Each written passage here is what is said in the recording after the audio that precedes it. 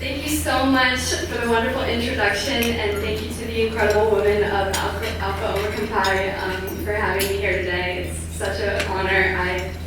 As you know in my introduction, I've been a part of the Arthritis Foundation since I was 11 years old, but this is my first Alpha Omicron Pi event, and I'm very excited to be here, so thank you so much.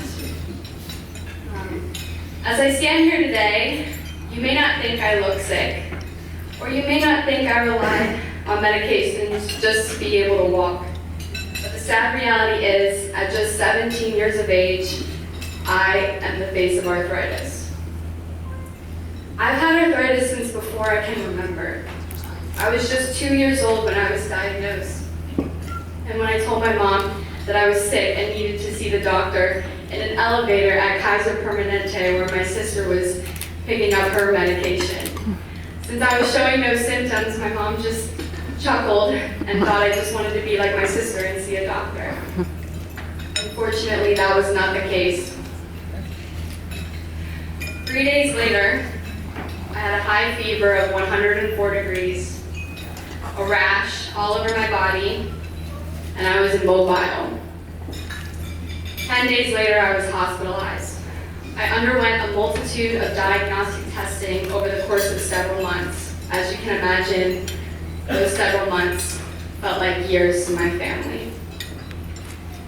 After a painful bone marrow aspiration, it was Valentine's Day of 2003 when I was finally diagnosed with systemic type juvenile idiopathic arthritis. While I don't remember this episode in its entirety, I can recall running and hiding from my mom when it was time for my weekly injection. Sorry, Mom. After 5 years of monthly pediatric rheumatology visits and a medication cocktail of biologics, chemotherapy, anti-inflammatories, and steroids, I was thankful to be placed into unmedicated remission on my 7th birthday. Just the thought of not having to go through subcutaneous injections was music to my ears. My parents, just like me, tucked the thought of arthritis away and believed I had overcome the disease for good. Unfortunately, I learned the definition of a chronic disease when my 8th birthday rolled around. My arthritis came back with a vengeance. This time around, the disease greatly impacted my life, and I was made aware of how much it can affect yourself and your family. I was in the 2nd grade, attending school regularly, pursuing my love for dance, and actively playing soccer with some of my best friends. Life as I knew it completely shifted at just 8 years old. My days now consisted of, once again, high fevers, rashes all over my body, severe pain that caused me to be immobile, and pinned me to the couch for days at a time. I could no longer attend dance class and was forced to quit playing soccer, and that was heartbreaking for me. Attending school became so difficult that I ended up having to be homeschooled for much of the 2nd grade.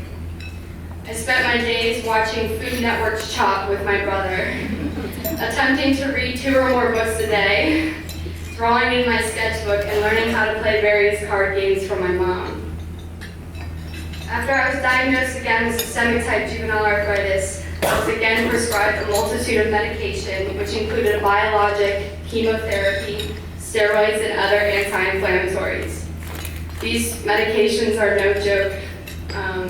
They come with a multitude of side effects, and unfortunately, treatment for arthritis is trial and error.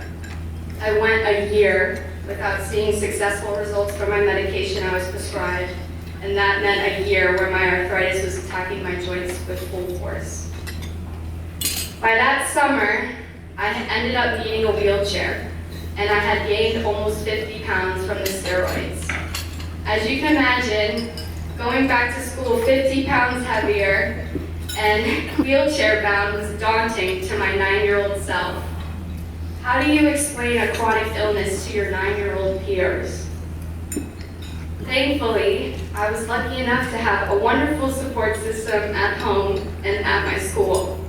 With the help of my parents, and the help of my teachers, I was able to read a children's book about arthritis to my classmates and create an innovative and interactive lesson on the disease, which included my story.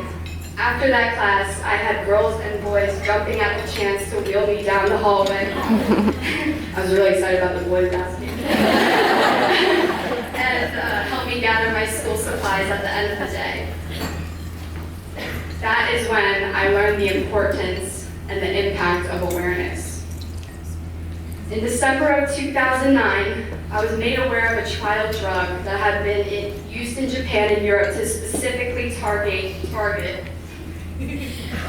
my type of arthritis. At the time, it was not approved by the FDA. We were desperate.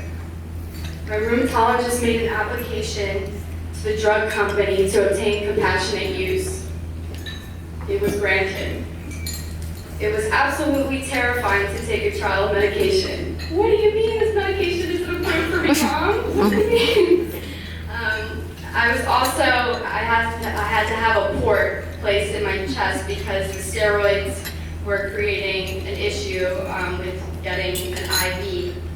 And the first time, of course, that I had to take the trial medication, I also had to try out the port, so I was terrified that day. But I'm glad I tried the medication because it changed the course of my life for the better. In just 2 months of receiving biologic infusions of this trial drug, my arthritis symptoms were under control. My blood results were normal, and I was able to be taken off steroids completely. After 6 years of treatment, I was placed once again into unmedicated remission in February of 2015. I hope that this would be my forever remission. Life seemed back to normal. I was in my freshman year of high school, playing junior varsity field hockey, and the thought of arthritis interrupting my life again was pushed to the side. I thought I had closed that chapter. Today, well actually in my sophomore year, I had a setback. It was a week after the annual Jingle Bell Run that I participated in with my Mogel on a Mission team, and I had trouble walking again. It was with my hips. And during that time, we knew that my hips were severely damaged from that 1 year without treatment, or with treatment, but ineffective treatment. And we thought that it was obviously a structural issue with my hip. So we went to a multitude of doctors, and throughout this time I was relying on crutches and a wheelchair to walk and to function. And unfortunately, even though on my scans, on the MRIs, that it said that I had inflammation, doctors told me at almost every appointment that I needed a full hip replacement at 16 years of age. How do you cope with that? So from there, thankfully, we tried a different route, a different, not as invasive surgery. But 2 days before, luckily, my mom had an appointment with my rheumatologist trying to seek out other information about what was going on with her. And luckily, he asked, "How is Emily?"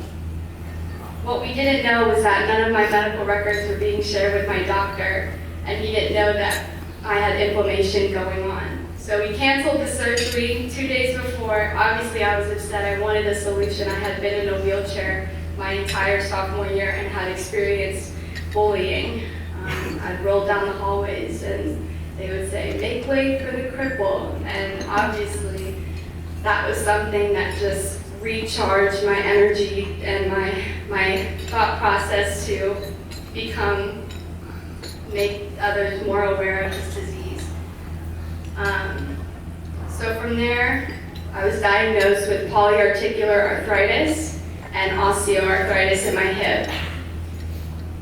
I'm currently in full remission from my systemic type, but unfortunately I am still treating the polyarticular and osteoarthritis, but thankfully we have postponed any hip surgery, and hopefully I will be able to postpone it until the age of 25. 25 is a good year. I was like, really? Okay, but so So right now I am currently controlling my hip pain with oral anti-inflammatories, and I'm very thankful just to be able to walk today and to be here with you today. Something that I want to emphasize is that this disease, there's no cure for it. But I was able to find an option that worked for me. And without the Arthritis Foundation and their efforts to fundraise for research, and Alpha Omicron Pi's efforts, and volunteers and donors and people like you here today, I don't know if that would have been possible for me. And I don't know if I'd be even walking today without that medication. And the Arthritis Foundation puts on wonderful events every year. I got involved at age 11 attending my first advocacy summit. And I never knew I needed friends that knew what I was going through until I went there. And I knew, and I could look at the girl beside me, and we could relate on loving art and loving dance, but we could also say, my hip's really hurting today. Yeah, me too. And I never knew I needed that until then. And through the Arthritis Foundation, I've made lifelong friends that I still keep in touch with across the country. And every day, I know that I'm not alone. And it's because of people like you that I'm able to come here today, and I'm able to wear really, really cute heels.